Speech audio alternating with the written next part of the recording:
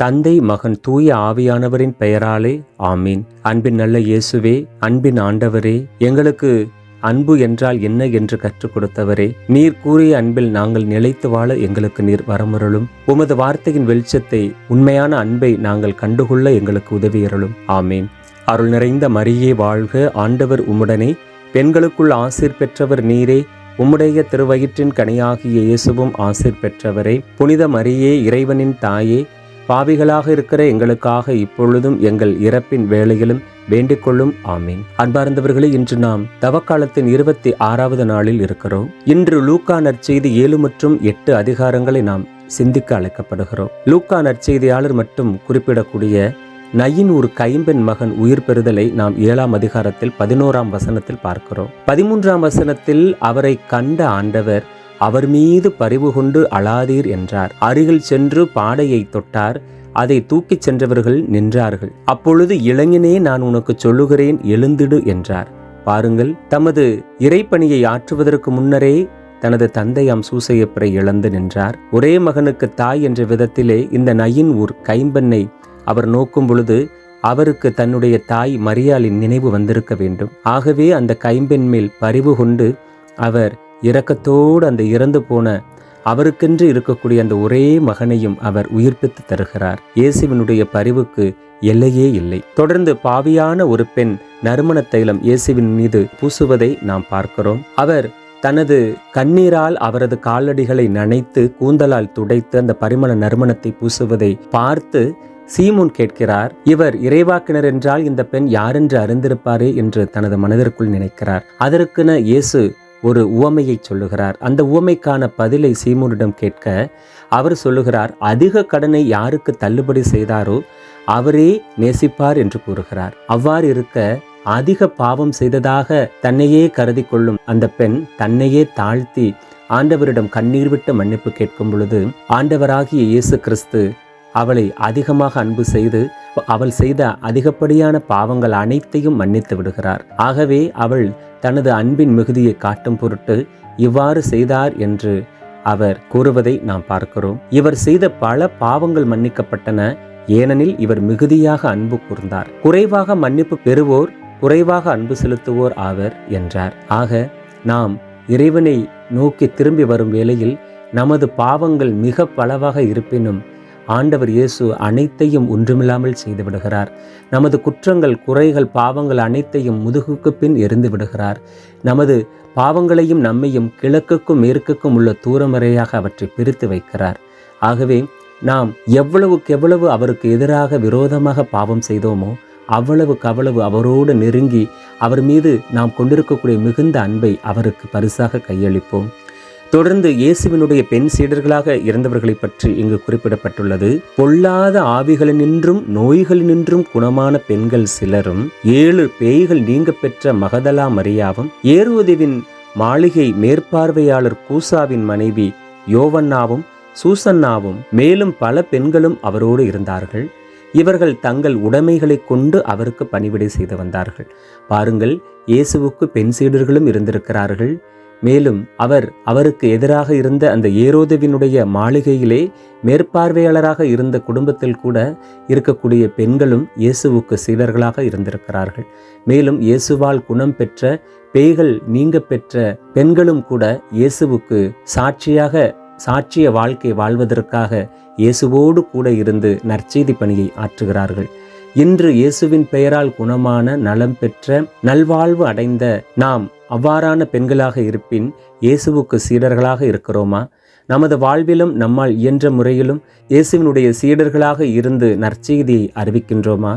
நாம் சிந்தித்து பார்ப்போம். புனித லூக்கா எழுதிய நற்செய்தி அதிகாரம் 7. நூற்றுவர் தலைவரின் பணியாளர் குணமடைதல். இயேசு இவற்றையெல்லாம் மக்களுக்கு சொல்லி முடித்த பின்பு கப்பர்நாகூமுக்கு சென்றார். அங்கே நூற்றுவர் தலைவர் ஒருவரின் பணியாளர் ஒருவர் நோயுற்று சாகும் தருவாயில் இருந்தார். அவர் மீது தலைவர் மதிப்பு வைத்திருந்தார். அவர் இயேசுவை பற்றி கேள்விப்பட்டு யூதரின் மூப்பர்களை அவரிடம் அனுப்பி தம் பணியாளரை காப்பாற்ற வருமாறு வேண்டினார். அவர்கள் இயேசுவிடம் வந்து, நீர் இவ்வுதவி செய்வதற்கு அவர் தகுதியுள்ளவரே, அவர் நம் மக்கள் மீது அன்புள்ளவர், எங்களுக்கு ஒரு தொழுகை கூடமும் கட்டித்தந்திருக்கிறார் என்று சொல்லி அவரை ஆர்வமாய் அழைத்தார்கள். இயேசு அவர்களோடு சென்றார். வீட்டுக்கு சற்று தொலைவில் வந்து கொண்டிருந்த போதே நூற்றுவர் தலைவர் தம் நண்பர்கள் சிலரை அனுப்பி பின்வருமாறு அவரிடம் கூறச் சொன்னார். ஐயா, உமக்கு தொந்தரவு வேண்டாம்.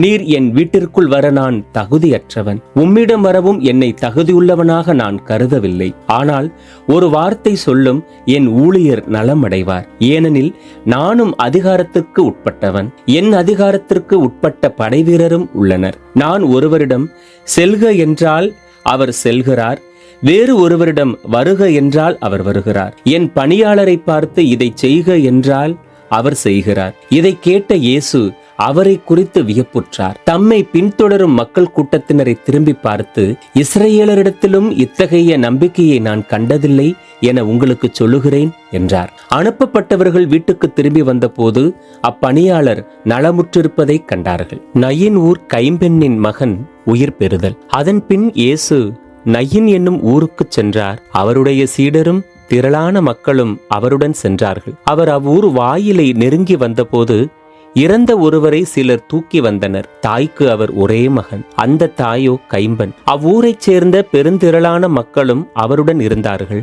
அவரை கண்ட ஆண்டவர் அவர் மீது பரிவு கொண்டு அவரிடம் அழாதீர் என்றார். அருகில் சென்று பாடையை தொட்டார். அதை தூக்கிச் சென்றவர்கள் நின்றார்கள். அப்பொழுது அவர், இளைஞனே, நான் உனக்கு சொல்லுகிறேன், எழுந்திடு என்றார். இறந்தவர் எழுந்து உட்கார்ந்து பேசத் தொடங்கினார். இயேசு அவரை அவருடைய தாயிடம் ஒப்படைத்தார். அனைவரும் அச்சமுற்று, நம்மிடையே பெரிய இறைவாக்கினர் ஒருவர் தோன்றியிருக்கிறார், கடவுள் தம் மக்களை தேடி வந்திருக்கிறார் என்று சொல்லி கடவுளை போற்றி புகழ்ந்தனர். அவரை பற்றிய இந்த செய்தி யூதேயா நாடு முழுவதிலும் சுற்றியுள்ள பகுதிகளிலும் பரவியது.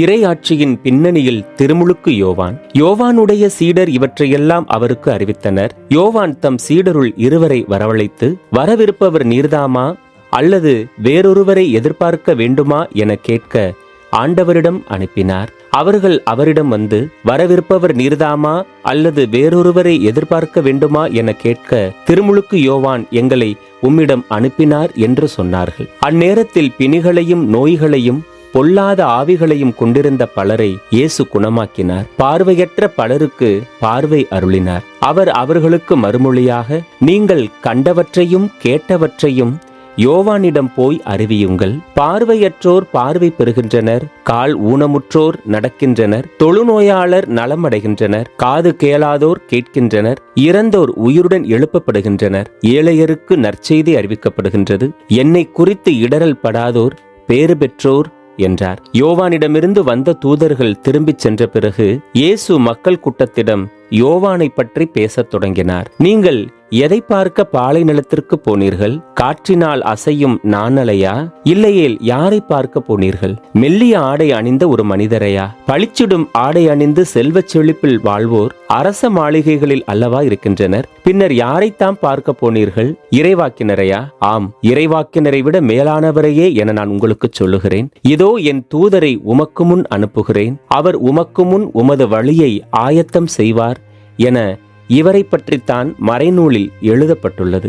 மனிதராய் பிறந்தவர்களுள் யோவானை விட பெரியவர் எவருமில்லர். ஆயினும் இறையாட்சியில் மிகச் சிறியவரும் அவரினும் பெரியவரே என நான் உங்களுக்கு சொல்லுகிறேன். மக்கள் அனைவரும் வரிதண்டுவோரும் இதை கேட்டு கடவுளுடைய நீதி நெறியை ஏற்று யோவானிடமிருந்து திருமுழுக்கு பெற்றனர். ஆனால் பரிசேயரும் திருச்சட்ட அறிஞரும் அவர் கொடுத்த திருமுழுக்கை பெறாது தங்களுக்கென்று கடவுள் வகுத்திருந்த திட்டத்தை புறக்கணித்தனர். பின்னர் இயேசு, இத்தலைமுறையின் மக்களை யாருக்கு ஒப்பிடுவேன்? இவர்கள் யாருக்கு ஒப்பானவர்கள்? இவர்கள் சந்தை வெளியில் உட்கார்ந்து ஒருவரை ஒருவர் கூப்பிட்டு, நாங்கள் குழல் ஊதினோம், நீங்கள் கூத்தாடவில்லை, நாங்கள் ஒப்பாரி வைத்தோம், நீங்கள் அளவில்லை என கூறும் சிறு பிள்ளைகளுக்கு ஒப்பானவர்கள். எப்படியெனில், திருமுழுக்கு யோவான் வந்தார், அவர் உணவு அருந்தவும் இல்லை, திராட்சை ரசம் குடிக்கவும் இல்லை, அவரை பேய் பிடித்தவன் என்றீர்கள். மானிட மகன் வந்துள்ளார், அவர் உண்கிறார், குடிக்கிறார். நீங்களோ இம்மனிதன் பெருந்தீனிக்காரன், குடிகாரன், வரி தண்டுபவர்களுக்கும் பாவிகளுக்கும் நண்பன் என்கிறீர்கள். எனினும் ஞானம் மெய்யானது என்பதற்கு அதை ஏற்றுக்கொண்டோரே சான்று என்றார். பாவியான ஒரு பெண் நறுமண தைலம் ஊற்றுதல். பரிசேயருள் ஒருவர் இயேசுவை தம்மோடு உண்பதற்கு அழைத்திருந்தார். அவரும் அந்த பரிசேயருடைய வீட்டிற்கு போய் பந்தியில் அமர்ந்தார். அந்நகரில் பாவியான பெண் ஒருவர் இருந்தார். இயேசு பரிசேயருடைய வீட்டில் உணவு அருந்த போகிறார் என்பது அவருக்கு தெரிய வந்தது. உடனே அவர் நறுமண தைலம் கொண்ட படிகச் சிமிழை கொண்டு வந்தார். இயேசுவுக்கு பின்னால் கால்மாட்டில் வந்து அவர் அழுது கொண்டே நின்றார். அவருடைய காலடிகளை தம் கண்ணீரால் நனைத்து தம் கூந்தலால் துடைத்து தொடர்ந்து முத்தமிட்டு அக்காலடிகளில் நறுமண தைலம் பூசினார். இயேசுவை அழைத்த பரிசேயர் இதை கண்டு, இவர் ஒரு இறைவாக்கினர் என்றால் தம்மை தொடுகிற இவள் யார், எத்தகையவள் என்று அறிந்திருப்பார், இவள் பாவியாயிற்றே என்று தமக்குள்ளே சொல்லிக் கொண்டார். இயேசு அவரை பார்த்து, சீமோனே, நான் உமக்கு ஒன்று சொல்ல வேண்டும் என்றார். அதற்கு அவர்,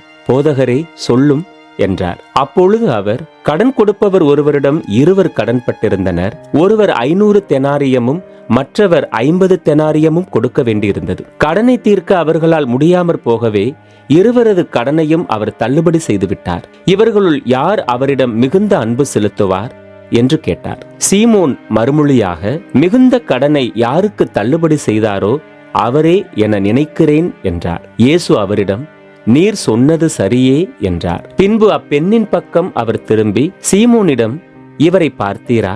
நான் உம்முடைய வீட்டிற்குள் வந்தபோது நீர் என் காலடிகளை கழுவ தண்ணீர் தரவில்லை. இவரோ தம் கண்ணீரால் என் காலடிகளை நனைத்து அவற்றை தம் கூந்தலால் துடைத்தார். நீர் எனக்கு முத்தம் கொடுக்கவில்லை.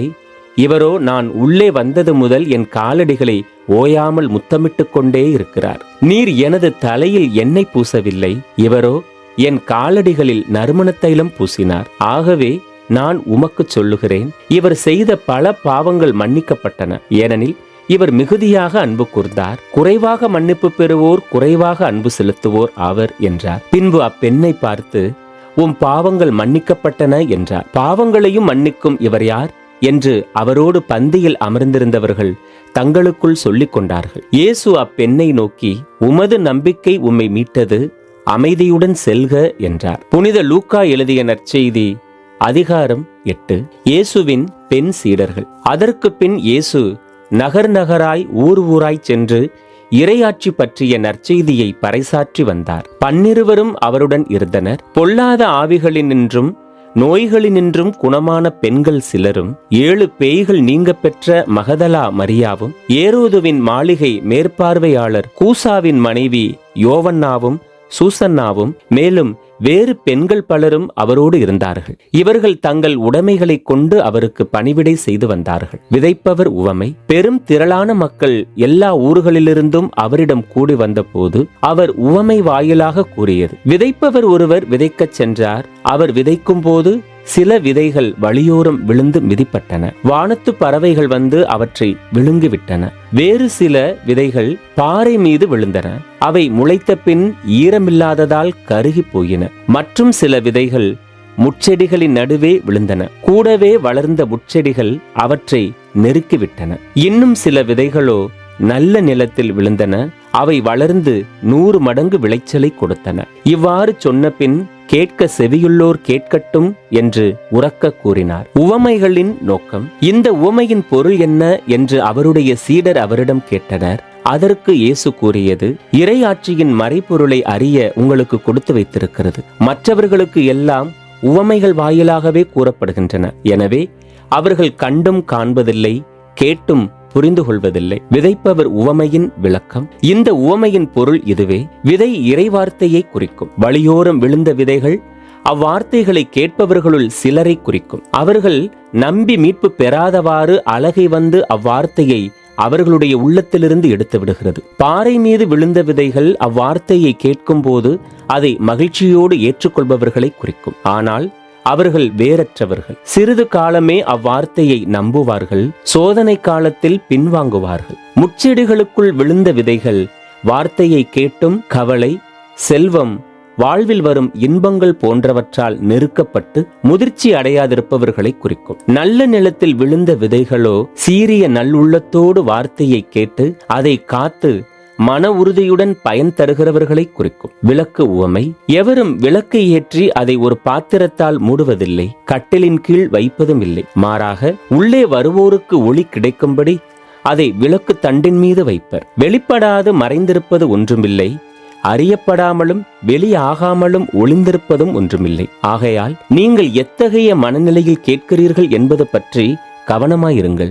உள்ளவருக்கு கொடுக்கப்படும், இல்லாதவரிடமிருந்து தமக்கு உள்ளதென அவர் நினைப்பதும் எடுத்துக்கொள்ளப்படும். இயேசுவின் உண்மையான உறவினர். இயேசுவின் தாயும் சகோதரர்களும் அவரிடம் வந்தார்கள். ஆனால் மக்கள் திரளாக இருந்த காரணத்தால் அவரை அணுக முடியவில்லை. உம் தாயும் சகோதரர்களும் உம்மை பார்க்க விரும்பி வெளியே நின்று கொண்டிருக்கிறார்கள் என்று அவருக்கு அறிவித்தார்கள். அவர் அவர்களை பார்த்து, இறைவார்த்தையை கேட்டு அதன்படி செயல்படுகிறவர்களே என் தாயும் என் சகோதரர்களும் ஆவார்கள் என்றார். காற்றையும் நீரின் கொந்தளிப்பையும் அடக்குதல். ஒரு நாள் இயேசுவும் அவருடைய சீடர்களும் படகில் ஏறியதும், ஏரியின் அக்கறைக்கு செல்வோம் வாருங்கள் என்று அவர் அவர்களுக்கு சொன்னார். அவர்களும் படகை செலுத்தினார்கள். படகு போய்க் கொண்டிருந்த போது அவர் ஆழ்ந்து தூங்கிவிட்டார். அப்பொழுது ஏரியில் புயற்காற்று அடித்தது. படகு நீரால் நிரம்பியது. அவர்கள் ஆபத்துக்கு உள்ளானார்கள். அவர்கள் அவரிடம் வந்து, போதகரே போதகரே, சாக போகிறோம் என்று சொல்லி அவரை எழுப்பினார்.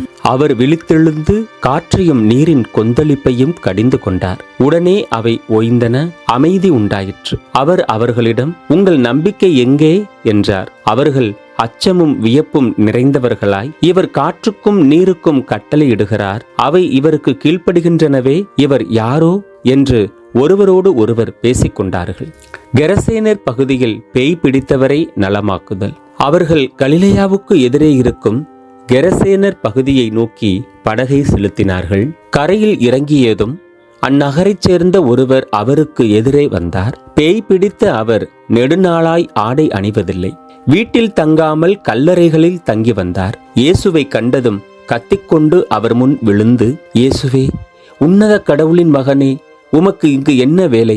என்னை வதைக்க வேண்டாம் என உம்மிடம் மன்றாடுகிறேன் என்று அவர் உரத்த குரலில் கூறினார். ஏனென்றால் அவரை விட்டு வெளியேறுமாறு அத்தீய ஆவிக்கு இயேசு கட்டளையிட்டிருந்தார். அது எத்தனையோ முறை அவரை பிடித்திருந்தது. அவ்வேளைகளில் அவர் சங்கிலிகளாலும் விலங்குகளாலும் கட்டப்பட்டு காவலில் வைக்கப்பட்டிருந்தும் அவற்றை உடைத்து எறிந்து விடுவார். அது மட்டுமன்று, தீய ஆவி அவரை பாலை நிலத்திற்கும் இழுத்துச் செல்லும். இயேசு அவரிடம், உம் பெயர் என்ன என்று கேட்க அவர் லேகியோன் என்றார். ஏனெனில் பல பேய்கள் அவருக்குள் புகுந்திருந்தன. அவை தங்களை பாதாளத்துக்குள் போக பணிக்க வேண்டாம் என அவரை வேண்டின.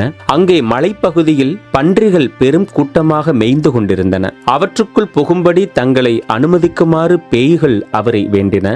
அவரும் அவற்றுக்கு அனுமதி கொடுத்தார். பேய்கள் அவரை விட்டு வெளியேறி பன்றிகளுக்குள் புகுந்தன. பன்றி கூட்டம் செங்குத்து பாறையிலிருந்து ஏரியில் பாய்ந்து வீழ்ந்து மூழ்கியது. பன்றிகளை மேய்த்து கொண்டிருந்தவர்கள் நடந்ததைக் கண்டு ஓடிப்போய் நகரிலும் நாட்டுப்புறத்திலும் அறிவித்தார்கள். நடந்தது என்ன என்று பார்க்க மக்கள் இயேசுவிடம் வந்தார்கள். பேய்கள் நீங்க பெற்றவர் ஆடை அணிந்து அறிவு தெளிவுடன் இயேசுவின் காலடியில் அமர்ந்திருப்பதைக் கண்டு அஞ்சினார்கள். நடந்ததை பார்த்தவர்கள் பேய் பிடித்தவர் எப்படி விடுவிக்கப்பட்டார் என்பதை அவர்களுக்கு அறிவித்தார்கள். அப்பொழுது கெரசேனரை சுற்றியுள்ள பகுதிகளிலிருந்து திரண்டு வந்திருந்த மக்கள் அனைவரும் அச்சம் மேலிட்டவர்களாய் தங்களை விட்டு போய்விடுமாறு இயேசுவை வேண்டிக் கொண்டார்கள். அவர் படகேறி திரும்பிச் சென்றார். அப்போது பேய்கள் நீங்க பெற்றவர் தம்மை கூட்டிச் செல்லும்படி இயேசுவிடம் மன்றாடினார். அவரோ, உம்முடைய வீட்டிற்கு திரும்பிப்போம், கடவுள் உமக்கு செய்ததையெல்லாம் எடுத்து கூறும் என்று சொல்லி அவரை அனுப்பிவிட்டார். அவரும் நகரெங்கும் போய் இயேசு தமக்கு செய்ததையெல்லாம் அறிவித்தார். இரத்தப்போக்குடைய பெண் நலம் பெறுதலும் சிறுமி உயிர் தெழுதலும். இயேசு திரும்பி வந்தபோது அங்கே திரண்டு அவருக்காக காத்திருந்த மக்கள் அவரை வரவேற்றார்கள். அப்போது தொழுகை கூட தலைவர் ஒருவர் இயேசுவிடம் வந்தார். அவர் பெயர் யாயிர். அவர் இயேசுவின் காலில் விழுந்து தம்முடைய வீட்டிற்கு வருமாறு அவரை வேண்டினார். ஏனெனில் 12 வயதுடைய அவருடைய ஒரே மகள் சாகும் தருவாயில் இருந்தாள். இயேசு அங்கே செல்லும் வழியில் மக்கள் கூட்டம் அவரை நெருக்கிக் கொண்டிருந்தது. 12 ஆண்டுகளாய் இரத்தப்போக்கினால் வருந்திய பெண் ஒருவர் அங்கு இருந்தார். அவர் தம் சொத்து முழுவதையும் மருத்துவரிடம் செலவழித்தும் எவராலும் அவரை குணமாக்க இயலவில்லை. அப்பெண் இயேசுவுக்கு பின்னால் வந்து அவரது மேலுடையின் ஓரத்தை தொட்டார். உடனே அவரது இரத்தப்போக்கு நின்று போயிற்று. என்னை தொட்டவர் யார் என்று இயேசு கேட்டார். அனைவரும் மறுத்தனர். பேதுரு, ஆண்டவரே, மக்கள் கூட்டம் சூழ்ந்து நெருக்கிக் கொண்டிருக்கிறதே என்றார். அதற்கு இயேசு, யாரோ ஒருவர் என்னை தொட்டார், என்னிடமிருந்து வல்லமை வெளியேறியதை உணர்ந்தேன் என்றார். அப்பெண் தாம் இனியும் மறைந்திருக்க முடியாதென்று கண்டு நடுங்கிக் கொண்டே வந்து அவர் முன் விழுந்து தாம் அவரை தொட்ட காரணத்தையும் உடனே தமது பிணி நீங்கியதையும் பற்றி மக்கள் அனைவர் முன்னிலையிலும் அறிவித்தார். இயேசு அவரிடம், மகளே, உனது நம்பிக்கை உன்னை நலமாக்கியது, அமைதியுடன் போ என்றார். அவர் தொடர்ந்து பேசிக் கொண்டிருந்த போது தொழுகை கூட தலைவருடைய வீட்டிலிருந்து ஒருவர் வந்து, உம்முடைய மகள் இறந்து விட்டால் இனி போதகரை தொந்தரவு செய்ய வேண்டாம் என்றார். இதை கேட்ட இயேசு சிறுமியின் தந்தையை பார்த்து, அஞ்சாதீர், நம்பிக்கையோடு மட்டும் இரும், அவள் பிழைப்பாள் என்றார். வீட்டுக்கு வந்ததும் பேதுரு, யோவான், யாக்கோபு, சிறுமியின் தாய் தந்தை ஆகியோரைத் தவிர வேறு எவரையும் அவர் தம்மோடு உள்ளே வர அனுமதிக்கவில்லை. அவளுக்காக அனைவரும் மாரடித்து புலம்பி அழுது கொண்டிருந்தார்கள். இயேசுவோ, அழாதீர்கள், இவள் இறக்கவில்லை, உறங்குகிறாள் என்றார். அவள் இறந்துவிட்டாள் என்று அறிந்திருந்ததால் அவர்கள் அவரை பார்த்து நகைத்தார்கள். அவர் அவளது கையை பிடித்து, சிறுமியே, எழுந்திடு என்று கூப்பிட்டார். உயிர் மூச்சு திரும்பி வரவே அவள் உடனே எழுந்தாள். இயேசு அவளுக்கு உணவு கொடுக்க பணித்தார். அவளுடைய பெற்றோர் மலைத்து போயினர். நடந்ததை எவருக்கும் சொல்ல வேண்டாம் என்று அவர்களுக்கு அவர் கட்டளையிட்டார்.